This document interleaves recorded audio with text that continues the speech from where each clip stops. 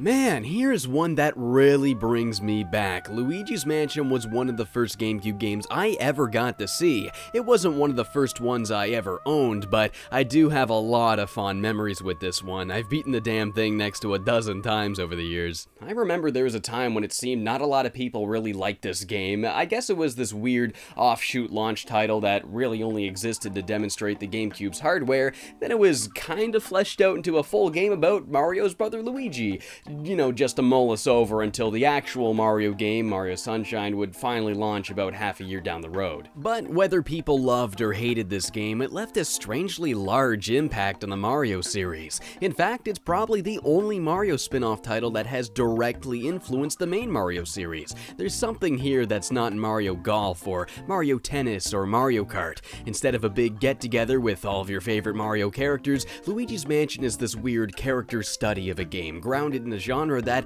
nobody really thought a Mario game, let alone a Nintendo game, would ever be suited for. Survival horror. Well, kinda. Okay, not really. It's an action-adventure game in a spooky mansion. Does that make it a horror game? Absolutely not. It's the gameplay and game mechanics that define the genre, not just simply the aesthetics, but either way, we're looking at spooky Nintendo games this year, so we gotta look at Luigi's Mansion. Yeah, absolutely. Yeah, I haven't played this game in quite a while, but this is one of those games, one of those very few games that my friends and I will bring up every now and then, and we always remember these little details that even still we find really cool and impressive. So, yeah, I guess if anybody on the planet's gonna make you appreciate the frick out of this game, it's gonna be me, so let's do it. The game really cuts to the chase with it opening to Luigi approaching the mansion already. Look at this dumbass, he's so scared. He's even got a map to the place, that's cute. I really like these birds a lot, I don't know why. They were modeled just for this one shot. You never see them in the entire series again. That is, unless these are the same birds, I don't know. Once inside, Luigi encounters a ghost and he's like, oh, I guess this is a haunted mansion. He then meets Professor Egad, a scientist and ghost expert who's trying to recapture all of the ghosts that have escaped his laboratory. Luigi and Egad deduce that King Boo was the one behind both releasing the ghosts and for tricking Luigi. See, Luigi thought he won this mansion in a contest. He didn't even enter the contest, he just got a phone call one day and he was like, mansion? Nice! So of course, he planned on meeting Mario there, who got kidnapped upon arrival, and now it's up to Luigi to use Egad's Poltergust 3000 to recapture the ghosts and save his brother. It's a Mario game, so yeah, duh, the plot's gonna be real simple, but even still, elements of this game's plot will carry on over to many other Mario games. Professor Egad is even directly mentioned in Mario Sunshine, and even he would go on to make appearances in tons and tons of Mario games to come. So yeah, Luigi's Mansion is an action-adventure game. There's a lot of exploration, and there's a lot of action sequences dealing with ghosts. You'll explore each room looking for the ghosts or a way to solve a puzzle. This could be as simple as blowing some candles out with your vacuum, or it could be something like figuring out you need to put water in the dog's dish and then defeat a skeleton so you can use a bone to distract the dog. You can interact with the environment by approaching an object and pressing the A button. This will get Luigi to knock on it or give it a light shake, opening it up and having an item or something like that pop out of it. A lot of this reveals coins and bills that'll tally to your score. A great chunk of this game is spent searching every room thoroughly, trying to find every bit of cash possible. And I think it's really smart in its design how it goes about this. Pretty much any object in the room can hold something, but there's this level of how much something needs to be shook, either by the vacuum or by grabbing, before it'll drop what it's holding. But there's this nice little dust effect that directly tells the player that the object has been searched. Like, that's it, just some dust falling off the object, that, you know, that's all it takes. Luigi's Mansion uses a lot of subtle cues to let the player know something. Another great example is this room. Yeah, you guys all know the one. You have to push this button up on the foreground wall before this mechanism will move the wall on the left. At first, when you come in here, it just looks like this empty, meaningless room, but there's a couple of things you'll notice that'll seamlessly steer you in the right direction. Firstly, our eyes are drawn to the corner of the wall because of this broom leaning against it. It's almost like an arrow pointing our eyes at the gears lodged in the corner of the room. We see that and we're like, okay, so there's something to do with this wall. And if you uncover this mirror, you can see what looks like a button on the front wall. wall? So we go over and we're like, oh, we can push it, and yeah, there we go, that's what we gotta do. The whole game is just full of stuff like this. Nothing is always obvious, but there's these delicately placed nods, just the right amount of visual information in the perfect spots that'll have your brain connect those dots. And of course, the other major element of this game is collecting ghosts. Using the Poltergust 3000, Luigi will be able to suck up anything he encounters. This is done in conjunction with the flashlight. You can hold down the B button to keep the flashlight turned off, but then you can turn it on when it's directed at a ghost, and you'll stun them, and you'll be able to suck them up. During this phase, the ghost will try to get away, so you'll have to yank the control stick repeatedly in the opposite direction, trying to pull it in, almost like you're reeling in a fish or something. There's something oddly satisfying about this input, you know, slamming that stick over and over against the ghost's effort to escape. Every slam takes out another chunk of health, and when it gets to 0, that's when you suck them up. I find a lot of early GameCube games really nail this kind of game feel. Pikmin, that is another fantastic example, mashing that A button, adding more and more Pikmin to the fight, gradually making that health meter tick down like a clock at Dunkirk. This satisfying feeling of overwhelming your enemies, it comes with the mechanic being executed by a repeated button push, but each push actually achieving an individual action. It's not like Uncharted, you know, where you mash the button to open the door. Doesn't matter how fast you're mashing it, really doesn't matter how many times you push it, it's just, okay, mash button, open door. It's not like that in Pikmin, because one button push is one Pikmin, so if you mash the button exactly 100 times, that's all 100 Pikmin in the fight. Luigi's Mansion is the same thing. One yank of the stick is one chunk of health. I really miss that kind of game feel where every button push felt like it was its own action, like there weren't any button pushes that were missing or didn't matter. It gives these games this direct and analog feeling, and it just feels really good. The sound effects are just as important too. Every rapid tick has this gratifying sounds that raises in pitch with every successful timed yank, like you're pulling them in further and further and further and further and... Got him. I always do this thing when I suck up a ghost that I violently rotate the stick right when he's reeling it in, so Luigi just violently rotates the vacuum's nozzle. I don't know why, it's just so funny, and I don't know why that happens, but I know I can't be the only one who does that every single time. Gotta be someone else here. Anyone?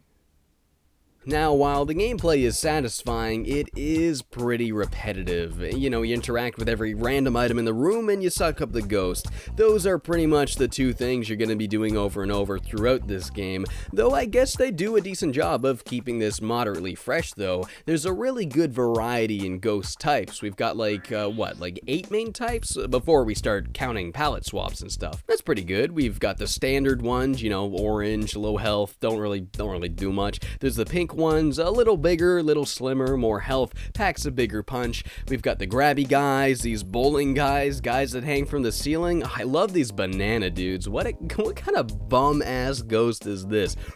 Eating these bananas and leaving the peels behind for Luigi to slip on. What is this cartoon malarkey, dude? I love it. I think my favorite one is the Shy Guy ghost. It's the closest we've ever come to officially seeing a Shy Guy without his mask on, and he looks cool. He's got those glowing eyes, I dig it. And of course, when it comes to ghosts in a Mario game, you gotta have boos, right? There's 50 total, and they're hidden all across the mansion. After a room is cleared and the lights come on, your radar will then tell you whether or not there's a boo in the room. You'll flush him out by, you know, browsing around, interacting with objects. You find the one that he's hiding in, then he comes out, and from there on, you can suck him up and add him to the collection. Sucking up boos is a little different, though. You don't lock them into this game of tug of war, but rather simply the gust of wind colliding with the boo will just lower his health. Instead of having to gank back on him though, they'll be able to still freely move around the room, and this is a little annoying because the boo can still flee while you're draining its health, and they can even leave the room too. For the boos with the greater amounts of health, it can potentially turn into this irritating game of cat and mouse. If they go into the wrong room, you can end up having to do a lot of backtracking too. This is my biggest complaint about this game. It really doesn't happen often, but when it does, oh, the pace goes from this to this. This is probably gonna sound weird as hell, but progression in Luigi's Mansion is honestly kinda similar to that of a survival horror game. More notably like a Silent Hill level. You know, it's a large building that you're free to explore. You've got a map detailing every room you have and haven't been to yet, and you find a series of keys that'll allow you to progress further and further in the mansion. This was the first game I ever played that was like this, and honest to God, I think that's why I had such an easy time getting into the Silent Hill series, because I've already loved this style of game structure before as a kid, and I loved it again when I saw it fleshed out in those games. But, you know, of course, Luigi's Mansion really cuts that fat and makes it as simple as possible. Despite being in a large mansion, it's still quite linear. You've got all these doors to go in, but your map tells you exactly which ones are locked and which very few you can actually go in. Though, to its credit, I do love that you can actually visit every room in the game, unlike a Silent Hill level where they'll make up excuses not to render every single room in the building. Every time you get a key, it tells you exactly what door to use it on, and while of course this formula is the ideal way to go about it for a game more targeted at kids, playing it as an adult, I couldn't help but to wish they just let you do rooms a little out of order more, you know? I mean, take this very first chapter for example. Generally, to progress, you need to catch these boss-like ghosts called portrait ghosts. These are the ghosts that escape from Egad's lab, so you walk into the first hallway and you fight the dad ghost, and you get a key to another room where you fight the mom ghost, and you get a key to another room where you fight the baby ghost. The mom and dad aren't of any particularly escalating challenge, so honestly it wouldn't really matter which one you did first. I think the game would feel a lot more open if it let you do them in whatever order you wanted before fighting the baby. I think this could easily work for the entire game, you know, like Metroid, Samus Returns. That game simply requires you to have a certain amount of Metroids before passing on. Doesn't matter what order you got them in, right? So imagine if they did the same thing for Luigi's Mansion. Just give you the whole area at once and let you fight the chapter's main boss only after you've captured a certain number of portrait ghosts. Doesn't matter which ones or what order, just a certain number of them. I mean, that would work super well, especially considering that you already don't even have to get all of the portrait ghosts to advance. There's a handful you just straight up don't need to fight, and that's only because you don't need to beat them to leave to the next room. The strongman dude and the glutton guy, these are just two examples of several more, but you can just walk past them into the next room. Nothing is stopping you, and you might not even realize this, but for beating these guys, you just get a chest full of money. Nothing you actually need to progress, so skip them if you want, it doesn't matter. This guy's working out. Whatever. When I was a kid, I imagined that when the mansion vanishes at the end of the game, these two guys I didn't get would just still be standing there eating and working out or whatever, and they look around, they're like, what? The actual fights with the portrait ghosts themselves are fairly simple, but there's always this extra layer to every single one that makes them really cool. There's usually some sort of simple puzzle you'll have to figure out, like the mother, for example. She's just invisible when you look at her, you can't interact with her whatsoever, so you gotta find out to use the vacuum to move the curtain to the right, creating a draft in the room that she'll get distracted by, and while she goes to pull it back, that's your chance to go and get her. While it's really not hard to figure out these things on your own, you're supposed to use this camera feature to analyze the ghost and briefly see what they're thinking. This is often a hint about how to beat them. But the most interesting part of this function is just scanning random objects and seeing what Luigi has to say about them. It turns this game into a character study, finally figuring out what's going on in this guy's head. Luigi goes from this age-old flat cartoon character to something so unexpectedly elaborate. I mean, like, I know a lot of these messages were probably pre-written and just kinda bound to multiple objects in the room, so it doesn't always make sense that he's saying that about certain objects, but even still, there's something quite fascinating about Luigi looking at a doll's head and saying, I've been wanting one of those for quite a while, and that being a real thing he actually thinks in a game that's considered canon to the series.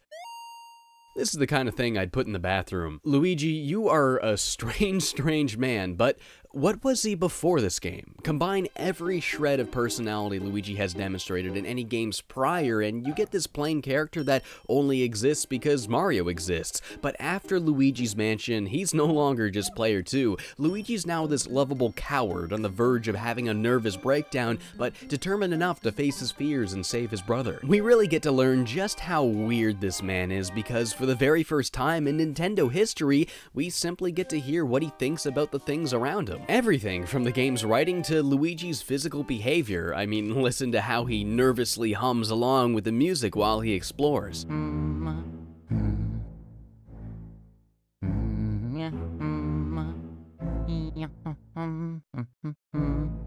No matter where or when, we're always given this constant feed of Luigi's emotion through this genius combination of diegetic and non-diegetic sound to build the game's music. This is more of a filmmaking term, but diegetic sound is sound that's actually there, like a character playing a piano or something playing off of a radio. The characters in the scene can hear it because it actually exists within the world that these characters inhabit. Non-diegetic sound, on the other hand, is stuff that's not really there. You know, the score, the soundtrack. When you blast out of a launch star and that orchestra swings in, that's just for the players to hear. Mario can't hear any of that because there's not an actual orchestra there physically playing the Mario Galaxy music. But the music of Luigi's Mansion takes this brilliant approach that actually combines the two. We've got the non-diegetic instruments, you know, the cello, the strings, those heavy, deep notes slowly pushing us through each long, narrow hallway. And in conjunction with that, we have Luigi's nervous humming completing the song, and the game makes sure it feels organic. Luigi's actually humming because if you perform an action that makes him speak or grunt or use his mouth, he'll stop for a little bit. It's as if this iconic Luigi's Mansion theme song is simply an exaggeration of something Luigi illustrated within his head and then just hummed to himself to keep himself calm.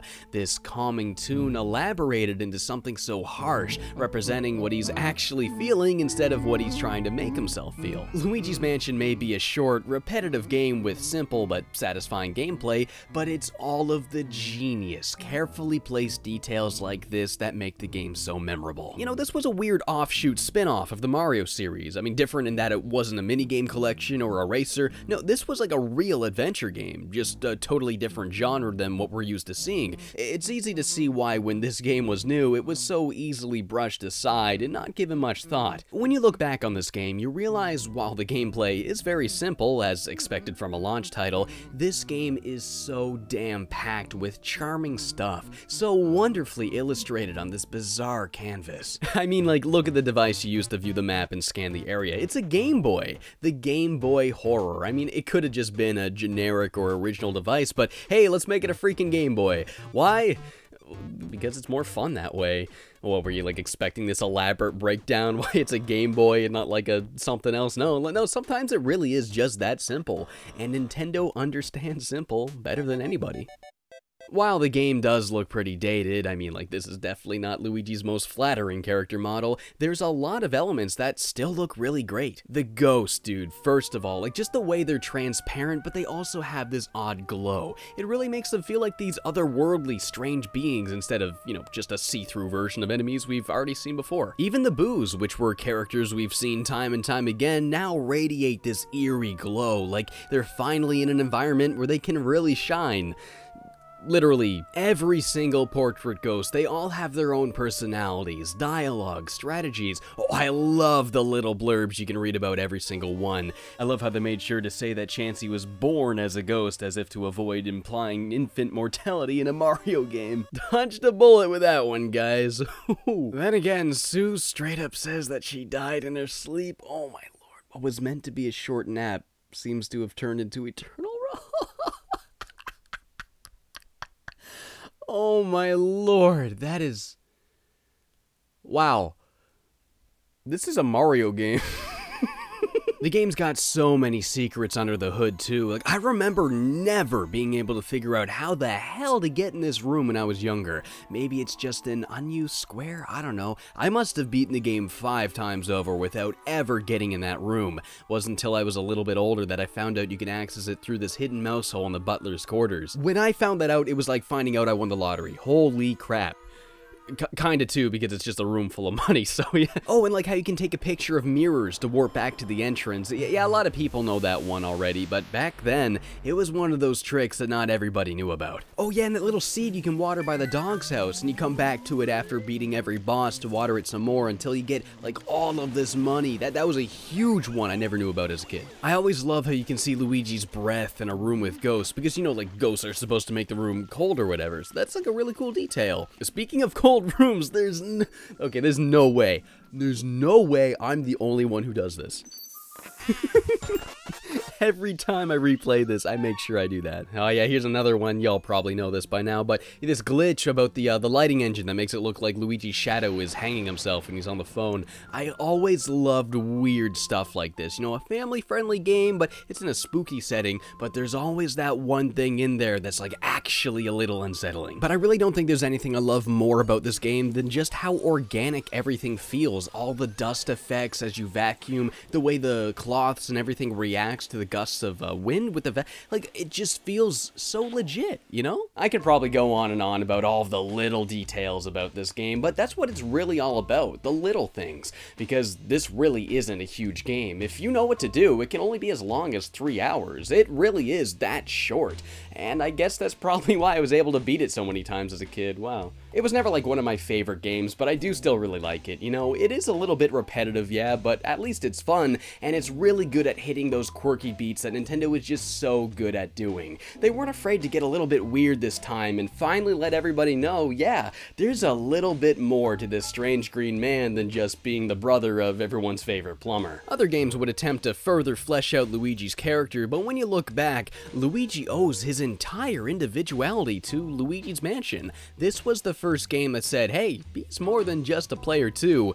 He's a character. He's his own person, and here's his own game. Luigi's Mansion had a huge influence on the overall series, too. I mean, for like a long time, it was kind of hard to find a Mario title that didn't have some reference to Luigi being a ghost hunter, or to the mansion itself. The Poltergust 3000 has since become a staple of Luigi's moveset, even landing in games like Mario Tennis and Smash Bros. Even in the main series Mario titles, like Mario Galaxy and Mario 64 DS, Luigi continues to be associated with ghosts. Having this consistent theme to this previously flat-as-paper character has become one of my favorite motifs of the entire series. We did eventually finally get a great sequel to this game on the 3DS, Luigi's Mansion Dark Moon. I think they just called it Luigi's Mansion 2 in Europe. Was that I don't know. Anyway, I remember playing that game way back when it first came out, and yeah, I don't know, it was good, but something about it just didn't click with me the same way the original did. I do think it is a mechanically better game with much better game design and much more fleshed out gameplay, and it is a lot of fun, but I don't know, I felt like it was missing all of those little brilliant details, like the sound design, all of the weird dialogue you could read by scanning things in the environment. You never got to see what Luigi really thought about everything, and it didn't have the portrait ghosts, you know, all these ghosts with their own unique personalities and all the, I don't know, it just felt like this shrunken down, more vanilla version of Luigi's paranormal side job. But regardless, I think the original game is still really solid even today. It's definitely not like one of the best games on the console, but damn it, it is one of the most lovable and charming projects Nintendo's ever taken a risk with. If you're able to, I'd say give it a shot if you never have before. You may have never given this game a second thought in the past, but you may just be surprised at how interesting it can really be. But yeah, I guess that's it for the Halloween marathon this year. Thank you guys so much for watching all the Halloween specials I've been putting out for you guys. I hope you had a good time watching them. Yeah, I was definitely doing things a lot differently this year, you know, spanning 2 months instead of just one. I got a lot of comments, so many comments of people being like, you know, it's like September, right? Yes, I know, it's September. I'm just starting things a little bit early this year, but yeah, and then I was also not just sticking to one series, kind of all over the place, Evil Within, some Nintendo games. Yeah, it'll be a lot more focused next year. It might even be 3 months next year. I want to do both the Clock Tower series and Resident Evil. That could last 4 months, who knows? We'll see what happens next year, but yeah, as of now, thank you guys so much for watching. I hope you guys have yourselves a great night, but most importantly, y'all have yourselves a radical Halloween. Take care, guys.